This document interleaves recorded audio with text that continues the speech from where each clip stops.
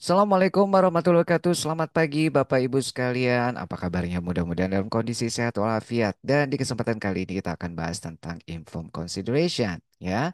Suatu topik baru, hal baru, dan tentu saja ini juga menggelitik ya dari sisi saya untuk mungkin ini sesuatu yang menjadi solusi atau jalan keluar untuk hal-hal yang berkaitan dengan komunikasi seputar informed consent. Nah, kali ini saya akan bahas dari sisi aspek manajemen rumah sakitnya, yang tentu saja dalam kaitannya aspek hukum nanti dikaitkan ke arah sana ya. Jadi nanti saya juga akan bahas kasus-kasus yang terjadi di lapangan yang mungkin ini juga akan menjadi pengingat buat kita bahwa informed consent ini adalah sesuatu yang sangat penting juga berkaitan dengan kewajiban etik dan kewajiban legal dari sisi kita sebagai pemberi layanan kesehatan. Untuk Bapak Ibu yang baru mengenal saya Dr. Rusdi. Saya dokter yang konsentrasinya di manajemen rumah sakit. Saya sangat peduli terhadap layanan kesehatan berkualitas tinggi dan berfokus pada keselamatan pasien. Baik, kita mulai ya. Informed consent itu sebenarnya terminologi dari luar negeri ya. Jadi aslinya dari luar ya. Dari Indonesia sih pakai bahasa informed consent kita juga lebih populer daripada persetujuan tindakan kedokteran. Apa sih arti dan pengertian dari informed consent? Sebelum kita nanti angkat tentang informed consideration ya. Why ini salah satu hal yang juga perlu kita pertimbangkan. Nah, informed consent itu sendiri adalah sebuah proses. Jadi karena proses ini adalah merupakan serangkaian langkah Bapak Ibu. Jadi informed consent itu bukan satu tugas atau satu kerjaan ya, tapi serangkaian langkah di mana penyedia layanan kesehatan itu mendidik. Artinya mendidik karena memang pasien ini dalam keadaan tidak mengerti, belum paham, belum terinformasikan. Nah, jadi ada unsur pendidikannya, edukasinya tentang apa? Tentang resiko, manfaat, dan alternatif dari prosedur atau intervensi tertentu. Nah, kenapa informed consent ini perlu dilakukan? Ya, karena ini merupakan suatu kewajiban. Ya, kewajiban itu berarti harus, yang kewajiban ini adalah kewajiban etis secara etika, ya, wajib, dan juga kewajiban hukum, ya, dari sisi praktisi medis. Yang tersirat dalam pemberian informed consent adalah bagaimana pasien itu bisa paham tentang apa, tentang prosedur atau intervensi tersebut berkaitan dengan prosedur itu sendiri, kemudian resikonya, manfaatnya, serta mungkin ada alternatif lain daripada prosedur yang ditawarkan. Yang kedua juga berkaitan dengan rekomendasi aktual yang diberikan oleh profesional tenaga kesehatan. Ya, tentu saja rekomendasi ini berdasarkan pemeriksaan fisik, pemeriksaan laboratorium, diagnostik dan sebagainya. Dan kemudian didokumentasikan proses tersebut. Karena ini akan menjadi bukti sebagai bahwa kita sudah melakukan kewajiban secara hukum. Nah, salah satu contoh Seorang pria kasus. Parubaya mengaku kehilangan dua buah testisnya diduga usai menjalani operasi prostat di salah satu rumah sakit. Tak terima, ia pun berencana mengajukan gugatan karena menuding tim medis menjalankan operasi tidak sesuai prosedur. Campur aduk. Mungkin itulah pikiran Subandi saat ini. Warga desa Tambakan Bangil, Pasuruan itu merasa rugi bukan kepalang karena dua buah testisnya sudah tidak ada lagi. Ia menuding alat vitalnya hilang usai prosedur operasi prostat di RSUD Bangil. Bagaimana ceritanya? Saya operasi keempat terakhir 1 minggu, saya pulang ke Banten karena istri saya meninggal di sini. Pulang ke Banten, saya mandi di musola. Pas saya pegang ini, loh kok ada benang ini? Saya ngambil kaca, saya guntingi, ternyata jahitan. Saya pegang, loh pelisiran saya kok nggak ada? Kok bagaimana ini operasi ini? Kok nggak memberitahu saya? Hah? Yang bertanggung jawab siapa? Karena merasa tim medis menjalankan operasi tidak sesuai prosedur, Subandi pun menggugat rumah sakit. Menurut hukum, undang-undang yang mengaturnya tentang masalah organ, apabila organ diambil seseorang atau dilakukan medis, harus perizinan yang bersangkutan, bukan keluarganya, kecuali meninggal. Manajemen RSUD Bangil tak menampik telah mengangkat testis pasien. Diagnosanya, kanker prostat yang berpotensi lebih membahayakan. Soalnya kalau memberat bisa menyebar sekitar kencing, juga bisa menyebar ke otak, ke tulang, dan sebagainya, sehingga itu akan kalau sampai ke sana akan mengancam nyawanya. Operasi sebenarnya berlangsung Juni 2022 silam. Jalur hukum ditempuh karena upaya pasien meminta pertanggungjawaban rumah sakit tak kunjung membuahkan hasil. Dandi Ari Gafur melaporkan dari Pasuruan, Jawa Timur. Seorang Alright, jadi pertanyaan sekarang adalah kan sudah setuju, sudah tanda tangan, kok masih komplain bahkan sampai menuju ke proses proses litigasi ya. Yang jadi pertanyaan sekarang apa sih yang membuat mereka komplain ya? Padahal mereka kan sudah jelas-jelas tanda tangan. Nah, tentu saja dari berita tersebut asumsi saya beranggapan karena si pasien merasa tidak cukup terinformasikan mengenai prosedurnya ya berkaitan dengan resiko, kemudian manfaat dan mungkin ada alternatif lain. Sehingga bahkan pasien pun tidak merasa mendapatkan cukup penjelasan bahwa dari prosedur tersebut juga akan ada pengangkatan testisnya. Kasus kedua. Rumah Sakit Yukum Medical Center Lampung Tengah menggelar konferensi pers menyangkal menipu pasien kecelakaan lalu lintas dengan melakukan manipulasi biaya pasien.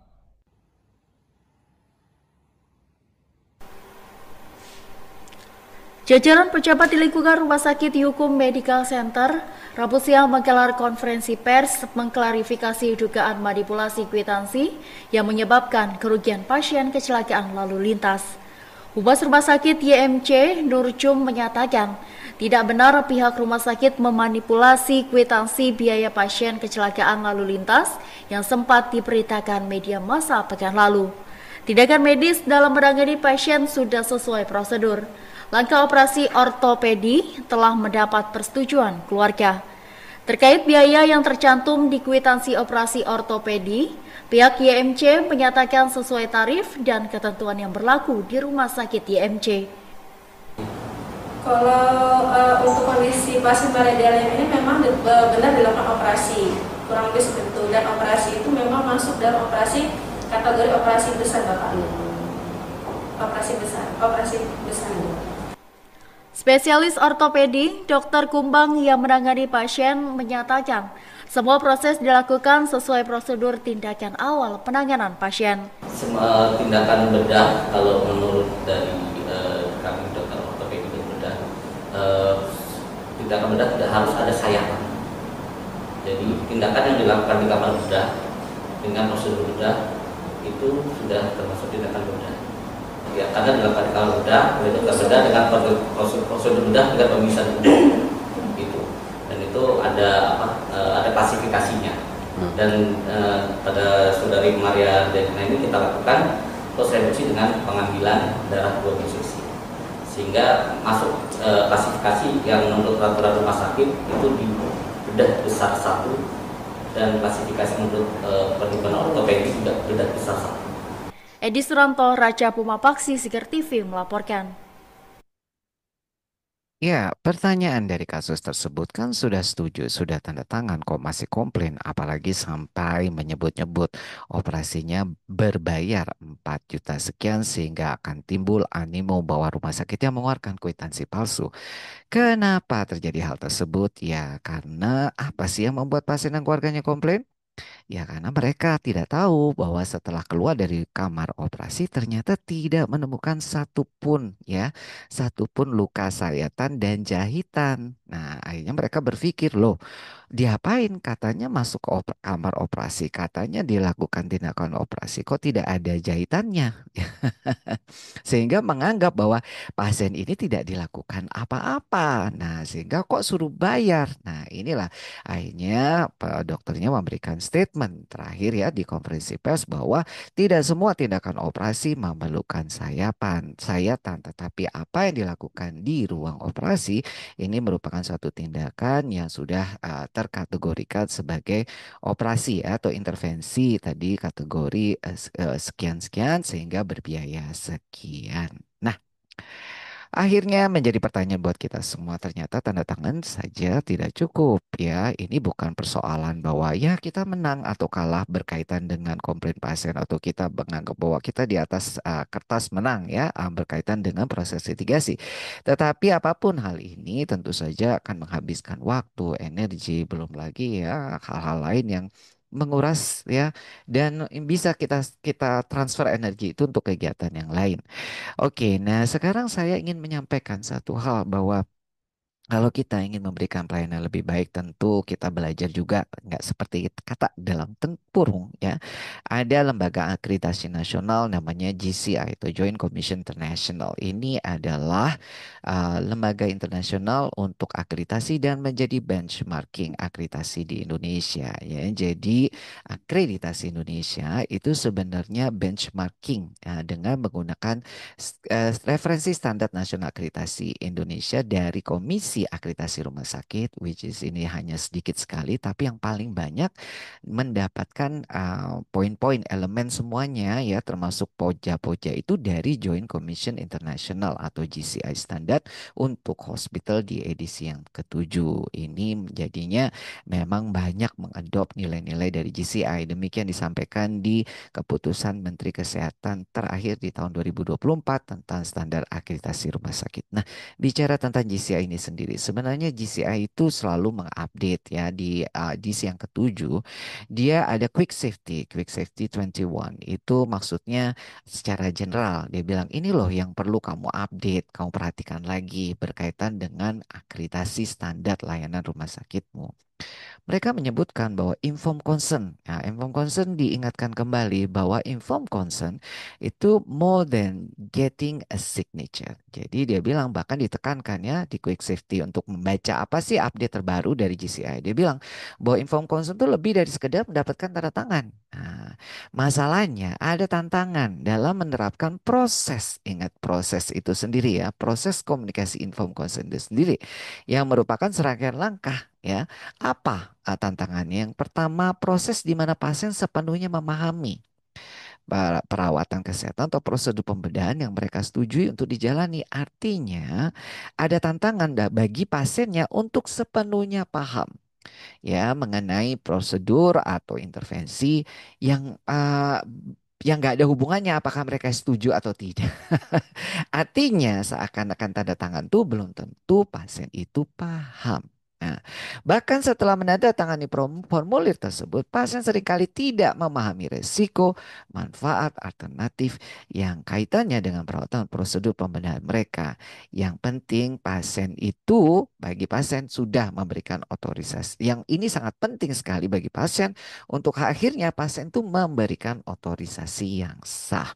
Nah, jadi sebenarnya diingatkan kembali bukan soal tanda tangannya, tapi soal bagaimana pasien itu sebenarnya mengetahui dan memahami resiko manfaat alternatif kaitannya dengan intervensi tersebut. Karena itulah yang paling penting untuk pasien itu akhirnya memberikan otorisasi yang sah. Nah, inform consent berdasarkan informasi dan perawatan medis ini adalah proses komunikasi. Ya, jadi sekali lagi karena proses komunikasi dimulai dari awal dokternya sudah menjelaskan itu sudah termasuk inform consent antara dokter dan pasien yang kemudian akhirnya menghasilkan otorisasi bagi pasien itu. Kemudian pasien itu paham dan menyatakan setuju untuk menjalani intervensi medis tertentu. Nah, juga pada saat proses komunikasi dengan pasien, dokter yang berkepentingan ini juga perlu bukti persetujuan tersebut yang kemudian didokumentasikan sebagai bukti bahwa sudah melakukan tanggung jawab hukum dan etika mereka. Nah, sayangnya penekanan peroleh tanda tangan ini ya sebagai prosedur untuk dokumentasi persetujuan ini menghasilkan efektivitas komunikasi yang berbeda-beda. Karena lebih kepada fokus supaya sudah dapat tanda tangannya, seringkali komunikasi yang seharusnya merupakan inti daripada informed consent itu sendiri, itu seringkali efektivitasnya tidak sama ya, baik itu antar dokter dan pasiennya. Bagaimanapun juga tentu saja saya secara humble mengingatkan kembali bahwa proses memperoleh informed consent itu sebenarnya merupakan aspek penting ya. Aspek penting dari perawatan yang berpusat pada pasien. dan tetap menjadi inti ya. Jadi core dari patient safety itu ternyata terletak pada informed consent-nya. Jadi saya suka sekali dengan istilahnya Dr. Adian sampaikan, no consent, no action. Jangan sentuh pasiennya kalau tidak ada informed consent. Nah, ternyata dalam hambatan-hambatan dalam memahami IC, informed consent ini, karena sebenarnya satu, memang informasi yang diberikan oleh dokternya mungkin atau mungkin dalam formnya itu sendiri belum jelas ya, belum lengkap. Baik itu penjelasan prosedurnya seperti tadi kasus pertama dan kedua yang sudah saya tampilkan mungkin belum jelas, belum lengkap. Informasi yang dijelaskan oleh dokternya bahwa ternyata ada resikonya harus diambil testisnya atau prosedur itu sendiri bahwa operasinya tanpa sayatan dan sebagainya. Ini kurang lengkap. Atau sudah lengkap namun tidak efektif ya, tidak efektif sehingga petugasnya ini baik maupun pasiennya itu tidak sadar bahwa goals tujuan daripada informed consent itu bukan untuk sekedar dapat tanda tangan tapi untuk memberikan pemahaman yang nyata bagi pasiennya sehingga pasiennya mampu memberikan otorisasi yang sah. Nah, yang ketiga, kurang mempertimbangkan health literacy. Jadi pengetahuan kesehatan pada pasiennya ya. Karena berbeda-beda. Indonesia ini termasuk penduduk ya, negara yang penduduk di mana health literacy, melek kesehatannya itu sangat rendah ya dibandingkan negara-negara lain ya. Bahkan di negara maju pun itu health literacy-nya ini menjadi salah satu tantangan ya. Pemahaman tentang kesehatan ini menjadi salah satu kewajiban bagi kita. Semakin tidak melek kesehatan, semakin sulit komunikasinya, Bapak Ibu ya. Jadi kita sebagai orang-orang medis yang dibekali dan diberkahi ya kemampuan pengetahuan yang luar biasa banyak dan menjadi mempunyai posisi kedudukan yang luar biasa tinggi ya kasarannya di mata pasien dan keluarganya, bahwa kita ini orang-orang yang terpilih memiliki gelar dokter, dokter spesialis, memiliki kemampuan yang lebih daripada pemahaman kesehatan ini, belum tentu pasien-pasien kita itu punya pemahaman kesehatan yang di level yang kita anggap uh, mungkin mereka mengerti ya. Dan yang keempat, kurang mempertimbangkan isu kultur pasien ketika mengembangkan inform consent dan material lainnya ya berkaitan dengan budaya pasien itu sendiri. Kadang di Indonesia itu untuk bisa menyetujui kadang juga perlu persetujuan keluarga atau juga isu kultur-kultur yang lain. Semacamnya hari gini di Indonesia keluarga itu ada istri sah, istri nomor dua dan sebagainya, dan kemudian juga kadang perlu tetangga yang harus mengiyakan atau saudara jauh, dan ini segala macam ini menjadi hambatan-hambatan dalam memahami IC. Alright. Nah, berikutnya ya, jadi komunikasi efektif ini menjadi penting ya, karena banyak sekali hambatannya sehingga komunikasi efektif ini akan menjadi core dalam efektifnya informed consent tadi. Yang mana komunikasi efektif dalam ilmu komunikasi, dalam ilmu proses komunikasi itu sebenarnya harus ada berbagi artinya antara si dokter dengan pasiennya ya. Dokter ini bagaimana menerjemahkan prosedur ini dalam bahasa yang mudah dimengerti. Kalau bahasa-bahasanya tidak dimengerti, tidak humble, memperhatikan pemahaman kesehatan dari pemahaman tentang kesehatan ya atau health literacy itu sendiri, maka pasien itu bisa jadi ya berbagi arti dia tidak mengerti ya dengan cara misalkan ya pandangannya kosong atau sekedar mengangguk atau mungkin iya-iya aja tanpa ada kesempatan untuk bilang saya nggak ngerti yang dokter maksud ya. Apalagi berdasarkan kultur budaya bahwa pasien itu cenderung untuk malu bertanya. Kalau bertanya nanti saya dianggap goblok gitu ya.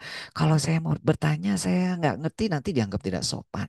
Nah, sementara dokter menganggap pasien yang dia anggap mengerti. Oh, udah oke tanda tangan sehingga akhirnya tujuannya ini belum tentu tercapai, outcome yang diminta bahwa pasien itu betul-betul paham, belum tentu paham sesungguhnya. Nah, yang penting dan tanda kutip di sini yang penting dokternya bilang yang penting dapat tanda tangannya. Ya si pasien yang ya itu tadi tanda tangan, tapi sebenarnya saya merasa ada yang banyak hal yang masih belum saya mengerti. Nah, jadi sebenarnya memang informed consent itu ada yang ada kuat ya dalam ilmu informed consent itu sendiri itu sebenarnya harus memenuhi tiga standar legal. Standar subjektif apa sih yang perlu diketahui dan dipahami pasien itu untuk membuat keputusan yang tepat? Ya, standar subjektifnya kan begitu ya. Kalau tadi bahwa operasi tadi ya, operasi berkaitan dengan prostat itu ada resiko bisa testisnya diambil. Nah, ini sesuatu standar yang subjektif sekali ya. Jadi ini harus diketahui karena kalau dianggap itu nanti kecurigaan untuk kanker. Itu pemahaman tuh harus tahu di awal. Atau standar subjektif nih, kira-kira kalau misalnya operasi tanpa sayatan tuh perlu nggak diketahui oleh pasien? Karena pada umumnya pasien tuh kalau operasi ya pasti ada luka operasinya, ada bekas jahitannya, ya, atau perbannya lah sebagai macam untuk menutupi lukanya. Nah, ini yang subjektif sekali ya. Ya artinya secara general. Nah, yang kedua, ada standar pasien yang wajar yang perlu diketahui oleh pasien rata-rata. Nah, pada umumnya rata-rata ya berkaitan health literacy rata-rata ya ini pasien itu supaya terinformasi dalam pengambilan keputusan. Artinya rata-rata jangan dianggap ini pasien tua nggak perlu kita kasih tahu ini atau ini pasien pasti sudah mengerti padahal rata-rata umumnya pasien tuh nggak ngerti. Seperti yang tadi, oh pasiennya udah tua, nggak perlu kita kasih informasi. Sudah tua pasti nurut aja. Tesnya diambil juga nggak dipakai, toh dia nggak perlu cari anak lagi, nggak perlu butuh untuk mempunyai keturunan atau mungkin seks life-nya tidak penting. Padahal ini standar yang wajar. Rata-rata itu ya laki-laki sampai umur 70 tahun pun masih melakukan hubungan seks. Bahkan di kultur di Indonesia istrinya meninggal bisa kawin lagi, nggak nunggu tahunan, beberapa bulan bisa menikah lagi. Nah, ini sesuatu standar pasien yang wajar ya. Nah, atau yang ketiga adalah memenuhi juga standar dokter yang wajar. Dokter pada wajarnya umumnya bagaimana tentang prosedur ini? Jika pada umumnya dokter mau menjelaskan ini dengan sesuai standar pada umumnya, namun kita memilih kurang daripada standar. Nah, ini bisa disebut IC-nya tidak ada kuat. Nah, untuk memenuhi standar IC yang ada kuat, maka memang perlu beberapa hal yang harus diperhatikan. Yang pertama adalah kompetensi. Ya, dari sisi dokternya itu sendiri, ya, ini memang kompetensinya. Kalau saya dokter umum tadi suruh menjelaskan tindakan dokter ortopedi, ya mungkin di luar kompetensi saya. Sehingga akhirnya informasi yang saya berikan, Pak, ini tinggal dioperasi ya Pak, karena dengkulnya bengkak dan segala macam. Tapi saya sendiri nggak tahu bahwa operasinya itu ternyata tidak perlu sayatan. Tapi ini memang bukan kompetensi saya. Nah, harusnya ya dokter spesialis ortopedinya di awal mungkin karena beliau yang lebih punya kompeten. Atau sebagaimana juga tadi kakeknya tadi ya yang menjelaskan harusnya DPJP langsung mungkin ya. Karena mungkin kalau ini pasien-pasien ya mungkin jelasin di mungkin residen mungkin ya di apa namanya di residen-residen tingkat awal mungkin ya mungkin belum sampai ke sana mungkin ya. Yang kedua kaitannya information disclosure ya sedapat mungkin sewajarnya apa sih yang perlu disampaikan ya berkaitan dengan prosedur itu sendiri, berkaitan dengan resikonya, benefitsnya dan juga alternatif lainnya. Dan yang ketiga tentu saja nggak kalah pentingnya berkaitan dengan pemahaman dari sisi pasiennya, health literacy dari pasiennya itu sendiri. Ya tentu saja untuk mengecek kita tanya mungkin apakah Bapak sudah memahami ataukah ada yang ingin ditanyakan ataukah Bapak bisa mengulang kembali apa yang sudah saya sampaikan ya. Atau mungkin ini juga berkaitan dengan kemampuan kognitifnya beliau dan kemampuan juga dari sisi health literacy tersebut. Dan yang keempat kaitannya dengan voluntariness ya kesukarelaan, tidak dalam bawah tekanan, tidak terburu-buru, ya, tidak dalam ketakutan, tidak dalam keadaan dipaksa. Nah, inilah yang disebut sebagai informed consent yang meaningful, yang kemudian ini didokumentasikan yang sebagai menyatakan bahwa kita sudah melakukan kewajiban secara etik dan legal.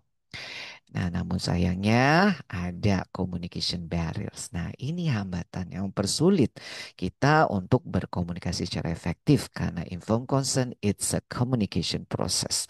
Nah, ini menjadi pengertian ya, kita harus secara humble bahwa ya namanya komunikasi ada barriersnya. Baris-baris ini menyebabkan komunikasi menjadi tidak efektif. Nah, salah satunya ya, doctor time constraint are widely recognized as a major barrier to effective patient communications. Ya, karena waktu yang terburu-buru ya. Waktu dokter yang tidak banyak, ya apalagi pasiennya banyak atau mungkin kerjaannya banyak, ini memang diakui sebagai salah satu hambatan terbesar ya untuk komunikasi yang efektif. Misalnya di IGD terutama atau juga mungkin ya di tempat poli pun ada satu dokter spesialis tuh buka poli pasien bisa 30-40 pasien dalam satu kali jam buka poli. Nah, doctor time constraint ini sebagai major barrier to effective patient physician communication. Nah, bagaimana dengan time barrier ini? Sementara kita juga untuk inform consent yang meaningful, kadang pasien itu perlu waktu. Dokter juga perlu waktu untuk berpikir, untuk memberikan komunikasi yang efektif. Time to think, terutama untuk dari sisi pasiennya, sehingga pasien itu punya pemahaman yang cukup secara sukarela memberikan otoritasnya untuk kemudian memberikan persetujuan dan kemudian tanda tangan dalam dokumentasi yang sah di inform consent sebagai bukti bahwa kita sudah melakukan tindakan yang sesuai dengan kewajiban etika dan legal. Nah, time to think ini mungkin bisa dijawab ya dalam keadaan untuk perlu waktu untuk berpikir. Pasien diberi waktu, bolehkah dok saya berpikir dulu ya, menimbang-nimbang dulu. Nah, si dokter juga, tapi di antara time constraint tadi mungkin ada waktu ya, kesepakatan waktu yang digunakan untuk berpikir itu berapa lama. Informed consideration ini sebenarnya istilah yang mungkin tidak populer, tapi mungkin waktu ini juga perlu ya diberikan untuk masing-masing dari pasien dan juga dokter juga mungkin secara legowo memberikan waktu bahwa untuk memahami mungkin pasien tuh perlu bertanya ke sana kemari, mencari informasi ke sana kemari, mungkin juga perlu second opinion. Di waktu kesempatan lain mereka bisa mendapatkan satu pemahaman yang pemahaman itu memang sudah dalam artian pemahaman yang nyata dan kemudian lebih sukarela ya menyatakan otoritasnya menyetujuinya. Demikian yang bisa saya sampaikan dan mengenai inform consideration tadi mungkin nanti akan dibahas lebih lanjut oleh pemateri berikutnya. Saya Dr. Rusti undur diri. Wassalamualaikum warahmatullahi wabarakatuh.